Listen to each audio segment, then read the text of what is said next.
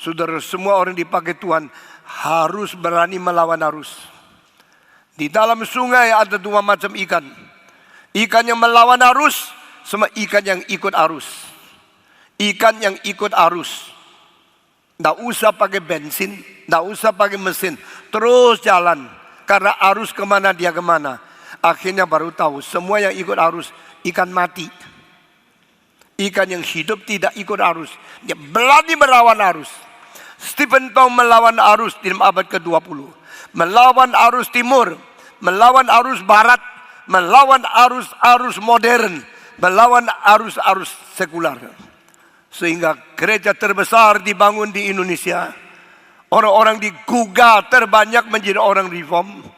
Dan bukan saja orang yang ajarannya ada karu-karuan yang benci saya. Orang Injili, murid-murid saya banyak menjadi musuh saya. Karena dianggap saya menyaingi mereka.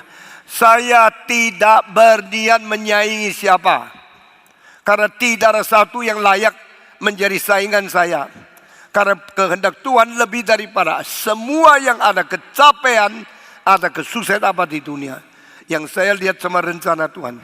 Kalau Tuhan mau saya menjadi orang yang seorang diri, sempit sampai mati, tidak populer, tidak apa-apa.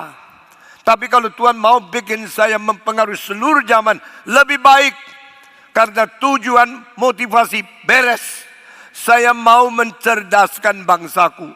Saya mau mencerdaskan zamanku. Sehingga mereka tidak ditipu oleh ajaran yang salah. Saudara-saudara, 25 tahun yang lalu mulai nimbul teologi kesuksesan. Teologi kemakmuran. Kalau engkau percaya Tuhan bisa kaya, bisa lancar, bisa sukses. Sampai sekarang keluarga sukses, jalan sukses. Semua penipuan-penipuan pakai agama untuk merajalela di dalam the Christendom. Saudara-saudara sekalian, orang yang mengatakan engkau bisa kaya, engkau bisa makmur. Pendeta-pendeta itu sendiri makmur dulu. Bagaimana cara makmur? Perpuluhan diambil oleh pendeta-pendeta. Perpuluhan itu adalah persembahan dari orang Kristen kepada Tuhan menurut ajaran dari perjanjian lama sampai perjanjian baru. Saudara-saudara, tetapi uang itu disita oleh pendeta. Karena menurut Alkitab, perpuluhan dikasih kepada orang Lewi. Orang Lewi mempunyai hak menikmati 1/10 itu. Orang Lewi itu adalah satu suku.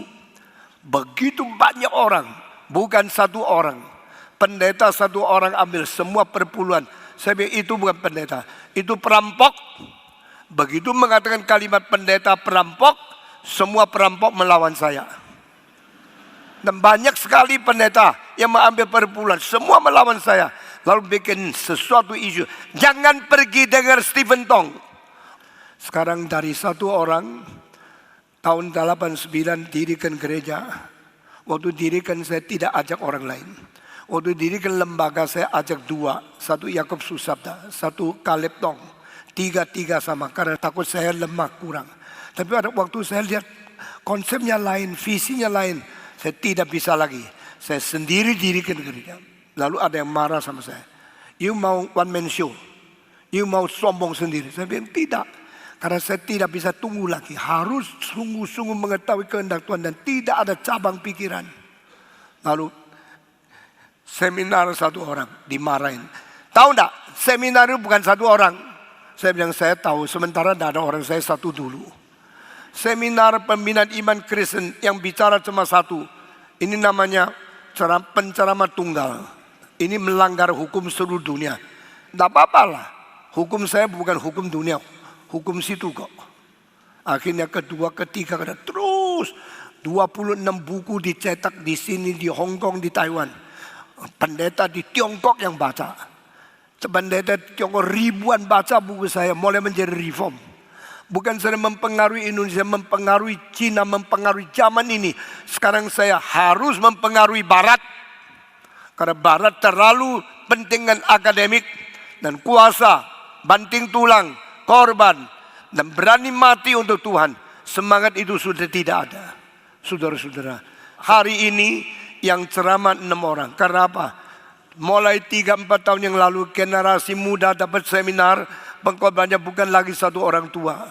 Karena saya sudah persiapkan 20-30 tahun, saya akan beritahu sama orang Indonesia, yang reform bukan satu. Stephen Tong bukan one man show. Stephen Tong mempersiapkan lebih banyak pemuda, lebih banyak orang berbobot, kalau mungkin lebih pintar, lebih berbakat, lebih berkarunia dari saya, untuk meneruskan gerakan ini. Sehingga pada waktu saya mati, Indonesia tidak tertipu, tidak terlantar. Indonesia menjadi bangsa yang cerdas. Jangan kalah sama negara barat. Karena Tuhan, Tuhannya Amerika, juga Tuhan orang Indonesia. Amin.